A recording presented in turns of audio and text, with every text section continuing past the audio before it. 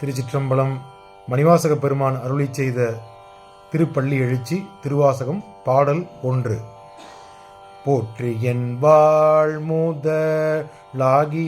பொருளே புலர்ந்தது பூங்கழற் இணை துணை மலர் கொண்டு போற்றி என் வாழ்முதலாகிய பொருளே புலர்ந்தது பூங்கழற் இணை துணை மலர் கொண்டு ஏற்றினின் திருமுக எமக்கருள் வளரும் எழில் நகை கொண்டு நின் திருவடி தொழுகோ ஓம்.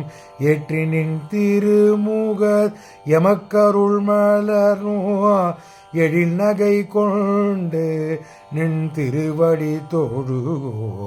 சேற்றிட கமழங்கள் மலரும் தன்வயல் சூழ் திருப்பெருந்துறை ஊரை சிவபெருமானே. சேற்றிதங்கமழங்கள் மலரும் தன்வயல் சூழ் திருப்பெருந்துறை ஊரை சிவபெருமானே. ஏற்றுயர் கொடியுடையாய் என்னையுடையாய் எம்பெருமான் பள்ளி எழுந்தருளாயே.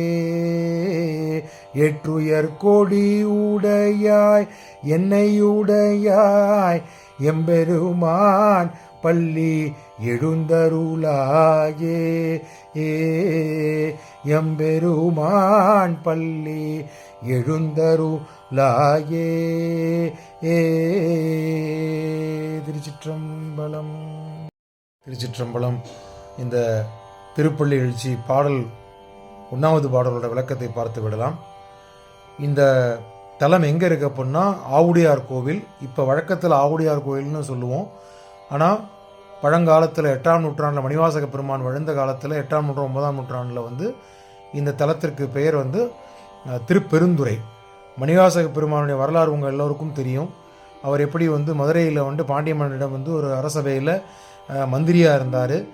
எம்பெருமான் அவரை ஆட்கொண்டு பல தலங்களுக்கு சென்று திருவாசகத்தை நமக்கு எம்பெருமான் கைப்படை எழுதி, மணிவாசக பெருமான் சொல்லி எம்பெருமான் கைப்படை எழுதி திருச்சற்றமுடையான கையெழுத்து போட்டு ஓலைச்சுவடி இன்னும் நமக்கு இருக்குது. இதுதான் வரலாறு. இந்த பாடல் ஆவுடையார் கோவிலில் பதிகம் விண்ணப்பம் செய்யப்பட்டது. தலம் ஆவுடையார் கோவில் திருப்பெருந்துறை அறந்தாங்கி பக்கத்தில் இருக்கிற அருமையான சேத்திரம். சிற்பக்கலைக்கு மிகவும் பிரசித்தி பெற்றமான சேத்திரம். அனைவரும் சென்று சுவாமியை தரிசிக்குமாறு அன்புடன் கேட்டுக்கொள்கிறேன். இந்த பாடலோட விளக்கத்தை இப்போ பார்த்து விடலாம். இந்த பாடலில் மணிவாசக பெருமான் என்ன சொல்கிறார் அப்படின்னா, சேற்றில் பூத்த செந்தாமரை மலர்களை கொன்ற குளிர்ந்த வயல்களில் சூழ்ந்த திருப்பெருந்துறையுடைய சிவபெருமானே. அந்த காலத்தில் செந்தாமரை தாமரை பூக்கள் நிறைய சேற்றில் பூத்திருக்குமா. குளிர்ந்த வயல்கள் நிறையா சூழ்ந்திருக்கக்கூடிய திருப்பெருந்துறையேன்னு சொல்லி பாடல் ஆரம்பிக்கிறார்.